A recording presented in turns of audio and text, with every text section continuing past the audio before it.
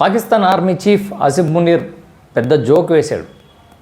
అమెరికాలో ఉన్న ఆసిఫ్ మునీర్ అమెరికా గడ్డ మీద నుంచే భారత్ని బెదిరించే ప్రయత్నం చేశాడు.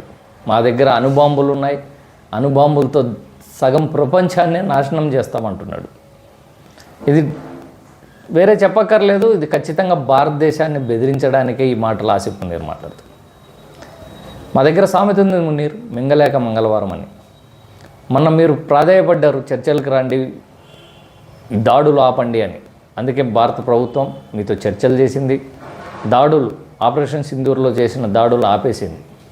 మీరు ఏం కోల్పోయారో మీకు బాగా తెలుసు. భారతదేశం మీద మాటలు కాదు, మీ F-16 యుద్ధ విమానాలు పోయినాయి, చైనా మేడ్ యుద్ధ విమానాలు పోయినాయి, మీ రాడార్ వ్యవస్థ మొత్తం కొలాప్స్ అయింది. దాన్ని కప్పిపుచ్చుకోవడానికి అంటే దాదాపు 30% మీ సైనిక సామర్థ్యాన్ని దెబ్బకొట్టినారు కేవలం 4-5 రోజులు జరిగిన యుద్ధంలో.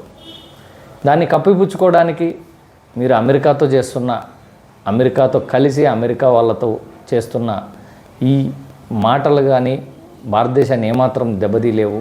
భారతదేశంలో ఉన్నది కూడా చాలా మంచి ప్రభుత్వమే ఉంది. మోడీ లాంటి సాహసమైన నాయకుడే ఉన్నాడు.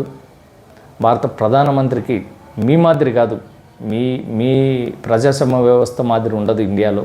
ఇండియా చాలా గౌరవంగా ఉంటుంది. ఖచ్చితంగా మీరు దాడులు చేస్తామంటే ఊరుకునేంత చేతగాని ప్రభుత్వం అయితే కాదు. మీరు చెప్తున్నారు సింధు నది జల వివాదం గురించి మిసైళ్ళు పంపిస్తా అన్నది. అరే మీరు మిసైళ్ళు పంపిస్తే మా ఎయిర్ డిఫెన్స్ సిస్టమ్ ఏందో మీరు మొన్న చూసినారు. మీ మిసైల్ ఒకటన్నా తాకిందా? మాకి భారతదేశానికి తాగగలిగారా మీరు? అది మా బ్రహ్మోస్ మిసైల్ మీకు ఎంత నాశనం చేసింది? మీ దగ్గర ఉన్న టార్గెట్లన్నీ శాటిలైట్ చిత్రాలతో సహా మా ఆర్మీ బయటపెట్టింది కదా, చూసావా?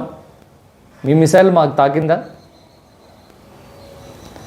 సింధు జలాలు డ్యామ్ కట్టేంత వరకు ఓపిక బట్టి 10 మిసైళ్ళు పంపిస్తారంట. మీ దగ్గర మిసైళ్ళకు కుదవలేదు అని చెప్తారు. మీ దగ్గరైనా మిసైళ్ళు ఉండేది, మీ దగ్గరైనా అణుబాంబులు ఉండేది, భారతదేశం దగ్గర లేవా?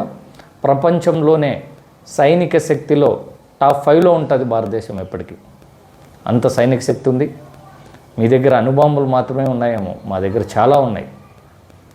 లాంగ్ రేంజ్ మిసైల్స్ మీ పాకిస్తాన్ ప్రపంచ పట్టంలో లేకుండా చేయగలదు భారతదేశం అనుకుంటే. శాంతి కోరుకునే దేశాల్లో మొదట ఉంటుంది కాబట్టి చాలా వరకు ఓపికతో ఉన్నారు. ఆ ఓపికని చేతగానితనంగా ఫీల్ అవుతున్నాడు అనుకుంటున్నాను నేను. మునీర్ బీ కేర్ఫుల్, ఇవన్నీ పనికిరావు.